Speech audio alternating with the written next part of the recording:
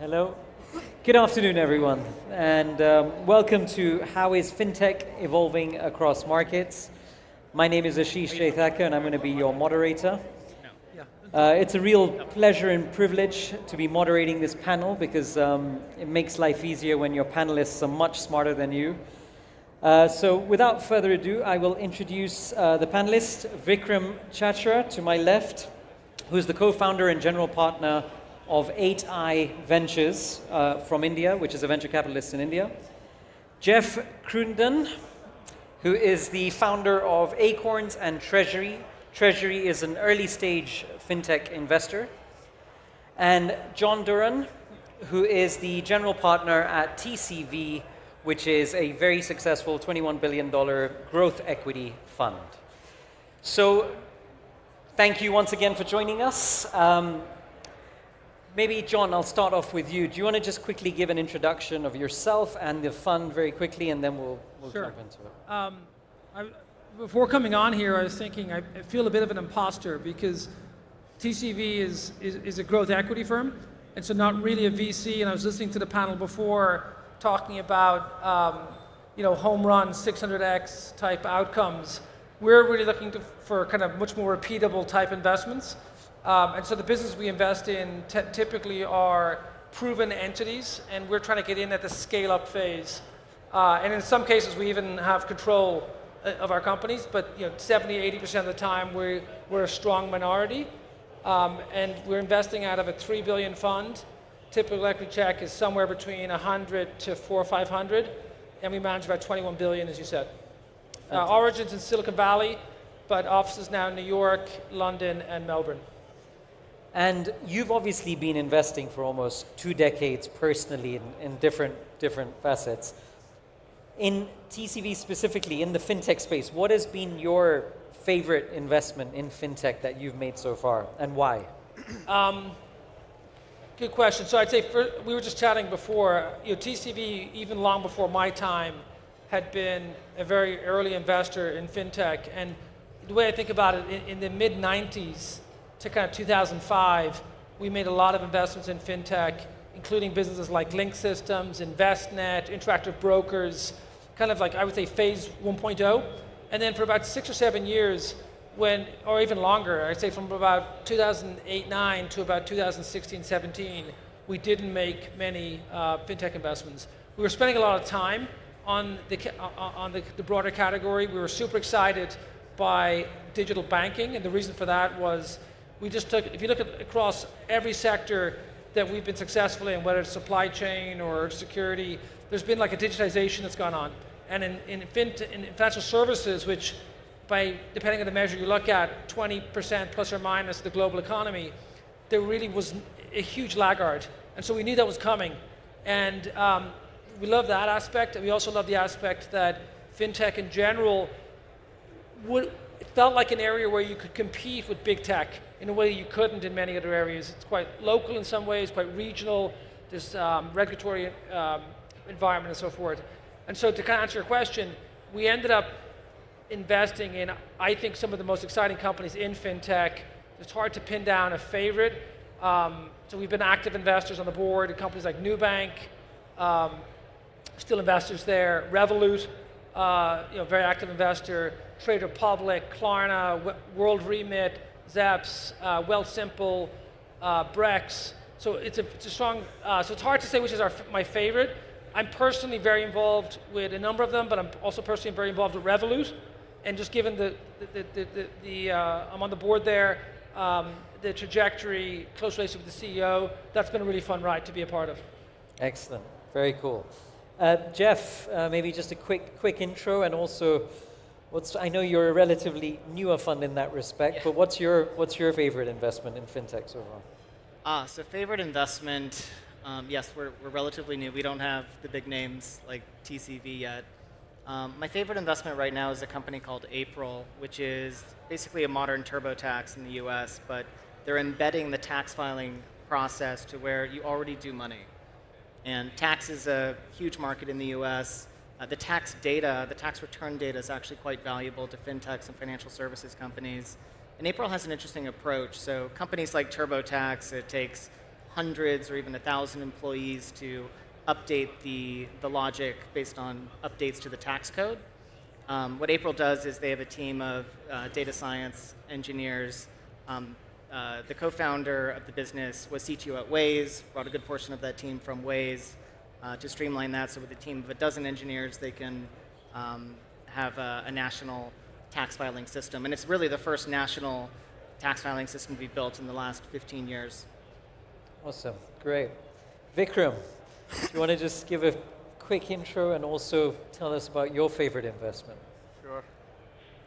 I run an early stage fintech-focused fund out of Mumbai. We've been investing in fintech brands, enabling infrastructure. And right now, my favorite investment is a company which is very similar to Nubank in India. It's called Slice. No, yeah. You know them? Yeah, I do, yeah. Great company. Fantastic. Yeah. So Slice, similar to Nubank, started with the Challenger credit card. And I'm very happy to share that 2 days ago, they got the license from RBI to become a bank. So they have like nearly 400 million Gen Z population in India, and none of them connect with any of the incumbent banks. So the DNA of these banks is 30 years old. They were designed to be branch first, and this is a generation which is screen first. And so I'm very excited about this company, and I think possibly there may be some kind of a winner-take-all effect. Very inspired by Nubank, which is now worth more than Banco Itaú, which was the largest bank in Brazil. Yeah. I don't know if this one goes that way, but I certainly feel this is one to keep an eye on. It's called Slice. Thanks, thank you. So I seeded this company. Excellent. I've invested in it in every single fund. Nice. So when did you seed it? So I seeded them actually as an angel. One of the reasons I started my fund was because VCs were not funding people like him. So I said somebody needs to do something about it. And that was my inspiration to launch my fund. So I'm on to my second fund. Excellent. John, how do you think fintech is evolving? I mean, there's so many things happening on so many different fronts, from technology like AI to regulatory changes in different regions. How do you think fintech is evolving, and what do you think it's going to look like in the next 5-10 years? Yeah. So I would say fintech has gone through the classic S-curve already one phase. So from 2016 to say 20, it was still early days. There was some really interesting platforms being built, and I'll come back to that term in a second. I think it's really important to think about, is it a platform or not? In 2020, 2021, you couldn't open a newsletter and not read about a new fintech point solution that got funded. And it felt at the time that it was going to end in tears, and I feel like it kind of has for a large swath of those companies. And that's not surprising, that happens a lot. But it didn't mean that fintech was, wasn't going to be a really exciting place to invest. And I would say over the course of 21, 22, 23, there was a lot of negativity that I think was overblown on fintech. And what I'm seeing now is, one, I think everyone was surprised just how resilient some of these businesses were. Yes, valuations came down because the interest rates went up and multiples came down, but the flip side it was, there was a real secret weapon all these companies had. They had your money, and they were getting interest rate, right? And when interest rates went to 5%, all of a sudden you're like, oh, there's actually a buffer here against that. And I think a lot of folks were able to get their house in order while really seeing an increase in profitability. And so where I see us today is it feels like there's a number of regions where you have real champions in fintech. In the US, there's a few players. In South America, we mentioned Nubank. In Europe, in the UK, for example, there's Revolut. There's also Trade Republic out of the DACH region. In India, there's a few players. I think that's not a coincidence. I think part of the reason my first answer about big tech, I feel like big tech has made it very difficult to be competitive in broader software. They just have incredible resources. Even in AI, we're seeing that. I think in fintech, it's going to be much harder for those folks because of the regulatory overhang that these other folks have had to figure out to get to this point to compete. Or not to compete, but to, I would say, to clean the table, right? I'm talking about the classic Silicon Valley tech behemoths. And so we believe that the scaled players that you see in fintech today, and there'll be more, but they've got a very bright future because they're not point solutions. They've got multiple points of engagement with the customers. If you just look at, say, Revolut, the amount of products that they probably have, it's in the tens of products that people are using today. And so that evolution, I think, is going to continue. And I think the other thing I would say is they're learning from each other. Revolut learns from Nubank learns from Revolut, Trade Republic. They're able to kind of augment what they see in other markets, but they have the benefit that they're the incumbent, and they're kind of aligned with the regulator in a way that's much harder if you're a non-fintech. And do you think you're going to see in that space with these so-called regional champions, right? Do you think there's going to be a lot more M&A and activity of that sort coming up and happening as well? I think we're seeing M&A already. I mean, there's been a number of, in Europe in particular, I would say fallen fintechs. These are companies that were good companies, kind of got ahead of themselves on valuation, have come down and have been acquired more recently. Moniz is one recent example. There's others. So I think you'll see some of that, but I'm not sure you're going to see the mega M&A. The companies are growing too fast right now for that to be considered. I mean, these companies that I mentioned are all growing, north of 20%, probably closer to 60% in some cases at scale. M&A feels like a distraction in those kind of growth rates. Makes sense.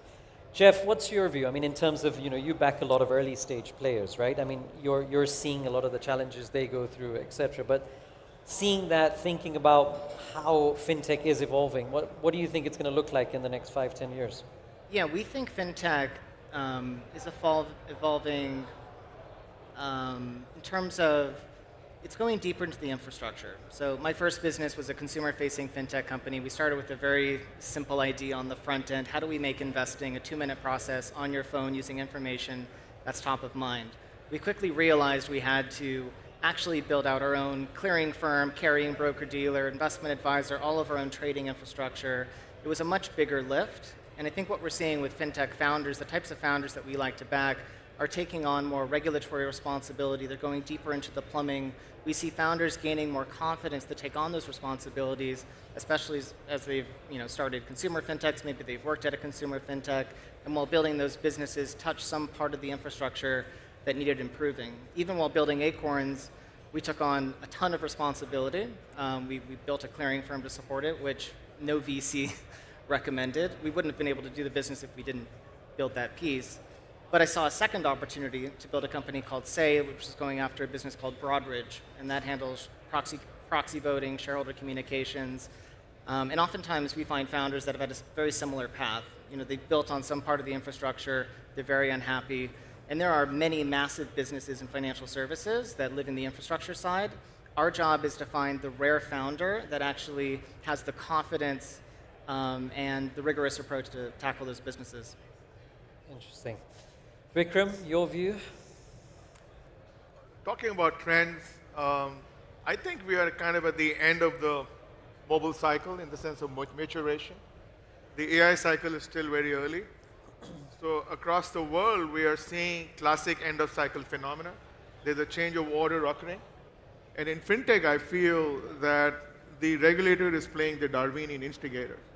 So sometimes you will see a slew of regulation which may shut down some players. And so fintech is not a place you do, move fast and break things. You act with a lot of deliberation. Like in India, for example, there were maybe a dozen new banks, all of them very well funded by the top VCs. But we were very fortunate that Slice is the one that got a banking license. I don't know when the others get one. So out of 12, maybe one emerges. But I'm starting to see something similar play out even in the US, which is getting more heavily regulated. So whoever survives this is going to become very large.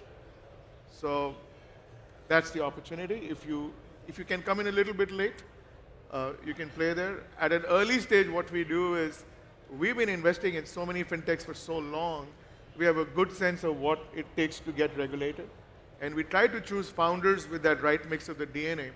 So we prefer a little bit of banking domain knowledge, as well as razor-sharp product knowledge to build phenomenal products. So that combination is magical. And Vikram, in the case of India, obviously, it's quite unique because of the digital public infrastructure. And maybe if you can just touch on that a little bit. And also, do you think DPI could be replicated? I mean, India's done it very, very successfully. Do you think that's going to be replicated across other emerging markets? So for those who don't know, I'll very quickly talk about the philosophy of DPIs, digital public infrastructure. What it means is just like, any nation is likely to own their highways, and they don't want that to be owned by some foreign country. India took the view that our digital highways should also be sovereign assets. So if you look at China, there's this Chinese wall, and you have China Union Pay, you have Baidu, you have Alibaba. So these are protected entities. In India, we decided not to go that way. We said the foundational architecture will be owned by us. So digital identity is owned by a government entity and very well run. It's called Aadhaar. Our payments, similar to Pix in Brazil, is run by India. But it's an open system. There are open APIs you can build on it. So for example, Google Pay is one of the biggest payment apps in India, right? PhonePe, which is largely owned by Flipkart, which is largely owned by Walmart, is the largest payment company. So everybody can play, but the foundational layer is owned by us. So nobody can tomorrow switch off our payment systems or our basic architecture. So India wants to take this philosophy, this framework, and give it to the rest of the world, particularly emerging markets where digital layers are being created for the first time. So that's something we are trying to evangelize. Excellent. Jeff, do you, obviously from being an operator to becoming a venture investor, do you miss being an operator? In some ways, but I think my family and friends much prefer me as a VC. It's hard to be balanced as an operator. It's deeply fulfilling, especially when you have mission-driven companies. But it's very easy for that to become everything in your life. And so now I get to back other founders tackling problems that I fortunately find interesting. But it's much easier to scale myself this way. But do you sometimes get tempted to just jump in and kind of help more when you see something not going as per plan? I actually think that's one of the risks of being a founder turned VC is, sometimes it's tempting to think that we can be extra helpful. We can see maybe a better way to build the business, but it's really on the founder to have that strategy. We can play, a supporting role for them. But I started 2 companies back to back over 10 years. When I get back in, it'll be some time. Excellent. Jeff, John, what are you excited about? I mean, obviously, you've had a phenomenal decade at TCV. What's next? What are you excited about? I want to come back to something Vikram said. Actually, I actually think in part of the answer on fintech and I'm excited about where we are right now, actually, because if you go back to one of the first comments I made about 20% plus or minus of global GDP on financial services, and you've seen the size of other companies that are a smaller portion of global GDP that have digitized those sectors. Fintech, I think, is just the beginning. And I do think the size of the prize that's going to come to the Revoluts, the new banks of the world, the Trade Republics, Klarna, for example, I think it's just really early days on that. And that's what really excites me. I think I used the word platform earlier, and I'd say they continue to be the standout platforms. And I don't want to say it's going to be winner take all, but I think it'll be winner take most, which is not, I think, where we were as a firm 5 years ago, but I think it's where we are today. The cost to serve the customer, the marginal cost of R&D spread over millions of customers, it's just like any other category that we've seen in technology. Most of the market cap will accrue to the winners, to the category leaders, and so that's what really excites me. And I think I'm excited by our current portfolio, to be honest. Excellent. So, just to wrap up, last round of questions. But Vikram, how much do you think AI is going to impact fintech? Obviously, it's playing a big role, but how do you think that's going to evolve going forward? Right now, AI doesn't really help fintech because it really doesn't do a good job running calculations. But this is all data, right? Think about it. Where is all the data? It's in fintech.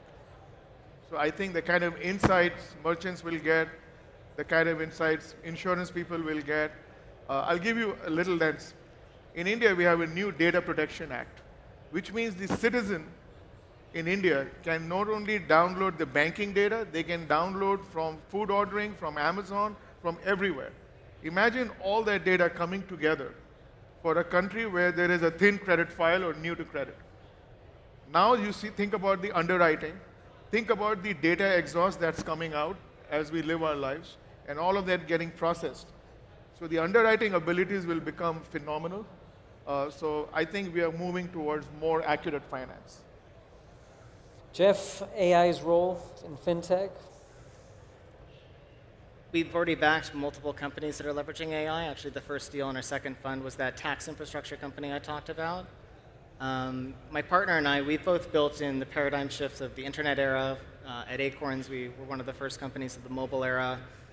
There may be a similar paradigm shift that's happening now with AI, but we're not necessarily totally convinced on that. And so we see businesses leveraging AI, especially on the compliance side.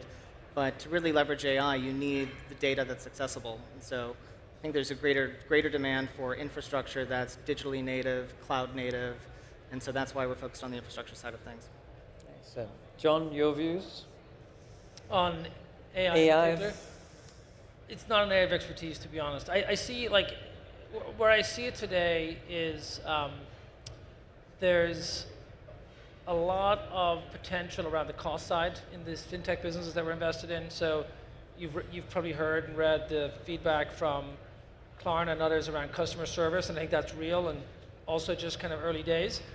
On the revenue generating side, I think it's still very, very early. And again, we're not a venture firm, so it's not something that I have a formed view on, to be honest. So just to give you, I mean, our bank Y9 in Africa, we use AI currently to do our KYC. We use it to do our credit scoring, our decision making. Exactly, yeah. And we can just see that we're still tipping, kind of just That's like the customer service, the customer onboarding. That's really where I'm seeing it being used across the board, absolutely. Guys, this has been amazing. Thank you so much. Vikram, Jeff, John, thank you. And thank you all for being here. Thank you. Thank you. Thank you.